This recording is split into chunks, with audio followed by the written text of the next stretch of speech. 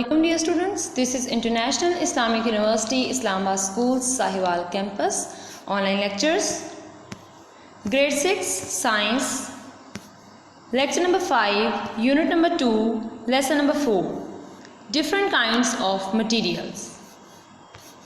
Students, bring a science book and notebook, open it and write date and day properly. Listen to your teacher attentively and mark all the important points said by the teacher on your book. Dear students, in this lecture we will discuss following tasks. Exercise task A, choose the correct answers. Task B, match the columns. Task C, answer these questions in a sentence. Task D, answer these questions as a short answers. And task E, having detailed answers. Answer these questions in detail. Task A of exercise, you can see it on page number 37 of your book. Statement number 1 is, which of these show magnetic property? So you have to choose the right option: plastic, wood, cobalt or clothes. So we can say that all the metals have magnetic ability. Majority of the metals have magnetic ability. So here is the right option, that is cobalt. Statement number 2, which of these is a good conductor of electricity? यानी electricity का good conductor कौन सा material है? Materials तो आपको पास given हैं, these are plastic, iron, wood, air. So right option is iron. Which of these has the highest rate of diffusion? Solids, liquids, gases or all have same? So right option is gases, because gas molecules are present far apart from each other, so they can diffuse easily as compared to liquids and solids. Statement number 4, which of these has strong intermolecular forces? So the molecules of liquids are compactly packed, but these are not as compact as solids. Solids के जो molecules होते हैं वो सबसे ज़्यादा compact packing में होते हैं, उसके बाद liquids के थोड़े loose होते हैं and gases के उससे भी ज़्यादा loose होते हैं. So that is why जो intermolecular forces का phenomena है वो solids में सबसे ज़्यादा strong होगा. Statement number 5, which of these will sink in water? तो इनमें से कौन सी चीज़ water में sink होगी? Paper, wood, nail or all of these? So right option is nail. Iron nail have more density than water, so it will sink in water. Task B, you have to do it on your science book, page number 38. You have column A in which materials are given and column B in which the type of materials and a specific term is used for that. So water is a transparent material. Aluminium is a conductor. Wood is insulator, it cannot conduct electricity. Cast shadow, so we have discussed about transparent, translucent and opaque objects, so the right option is opaque substances. Nickel, so nickel is a magnetic material as it is a metal. Now we have task C, that is answer these questions in a sentence. Question number 1 is, what is classification? So the right option is grouping things together on the basis of a certain similar property is called classification.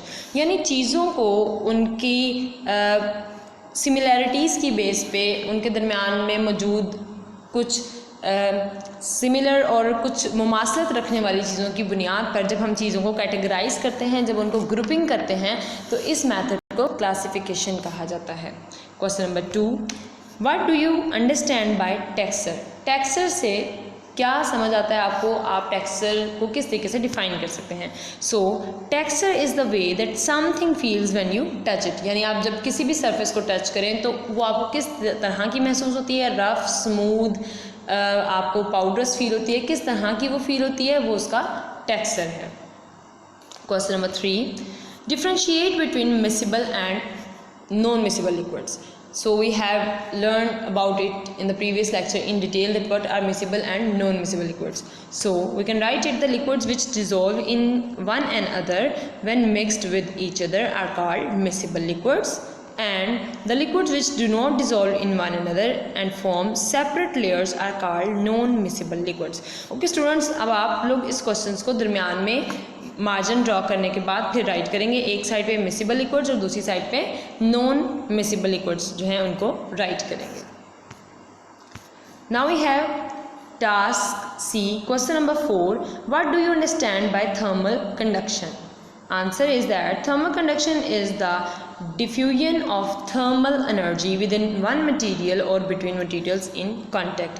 यानी कि thermal energy का heat का diffuse करना within one material, एक ही material के molecules में, या फिर उसके नज़दीक उसके साथ जो भी उसके contact में कोई दूसरा material है उस तक अपनी heat transfer करना क्या है? Thermal conduction है. Question number 5, which state of matter has the largest intermolecular space between them? अभी हमने इसको डिस्कस किया. So answer is gases. Gases के molecules जो होते हैं बहुत ज़्यादा दूर होते हैं एक दूसरे से, so that is why they have largest space in their molecules. Now we are going to do task D. So task D is answer these questions as a short answers. Why are handles of cooking vessels made of wood? Cooking vessels होते हैं उनके handles wood के क्यों बनाए जाते हैं? Because wood is a bad conductor of heat. क्योंकि लकड़ी जो है वो heat की bad conductor, यानी वो heat को as such जो है conduct नहीं करती है as compared to metals, जिसकी वजह से हम wooden handles use करते हैं ताकि हमारा हाथ ना जले. That is why handles of cooking vessels does not become hot. Question number 2. Name two substances which have luster. So answer is metals and stainless steel utensils. Question number 3, what is diffusion? Diffusion क्या है? The process of gas and liquid spreading into a surrounding substance is called diffusion. यानी जैसे ही liquid या जो gases हैं उनको जैसे ही कोई space मिलती है तो उनका अपने surrounding environment में spread हो जाना, फैल जाना diffusion कहलाता है. Let's suppose आपने एक perfume bottle आपके पास है, आपने spray किया है, तो वो smell या उसके जो perfume के particles हैं वो टाइम के साथ साथ कुछ सेकंड्स में ही पूरे रूम में स्प्रेड हो जाते हैं और आपको उसकी फ्रेगनेंस फील होती है. So this process is basically diffusion. Gas के जो लिक्विड और उसके जो वेपराइज्ड मॉलिक्यूल्स थे वो पूरे के पूरे रूम में उसकी हवा के ज़रिए से फैल गए. इस प्रोसेस को हम डिफ्यूजन कहते हैं और ये सबसे ज़्यादा सिंपलेस्ट एग्जाम्पल है डिफ्यूजन की.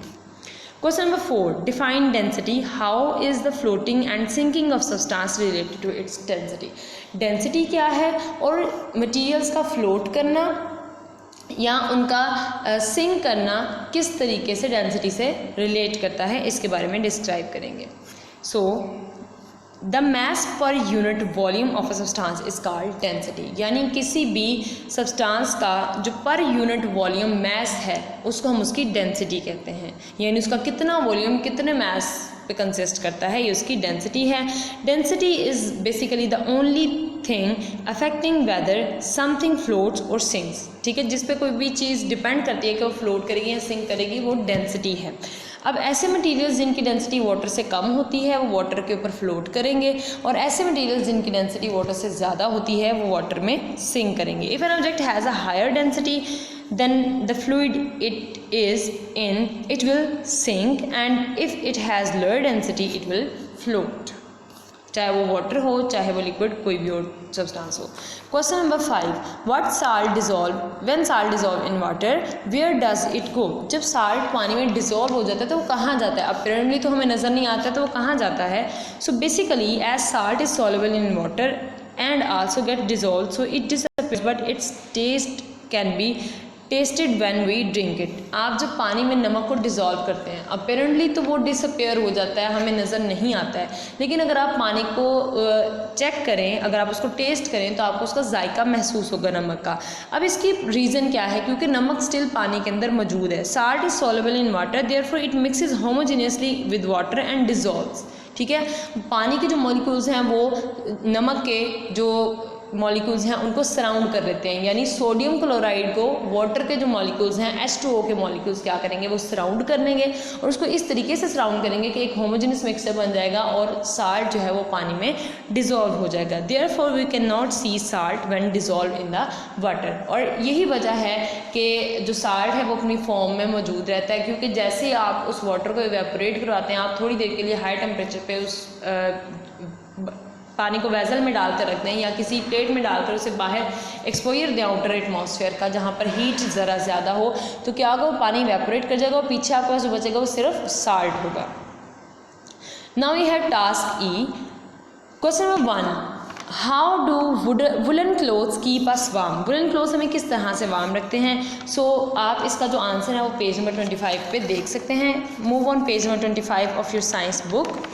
अगर आप पेज नंबर 25 पर देखें,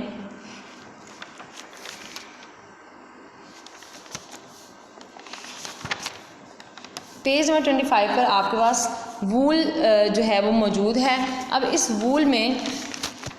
वूल के बारे में एक पूरा टॉपिक मौजूद है। इसमें अगर आप देखें तो आपके पास page number 25 animal fibres, second paragraph wool का, वूल इज़ फ्लफ़ी फाइबर।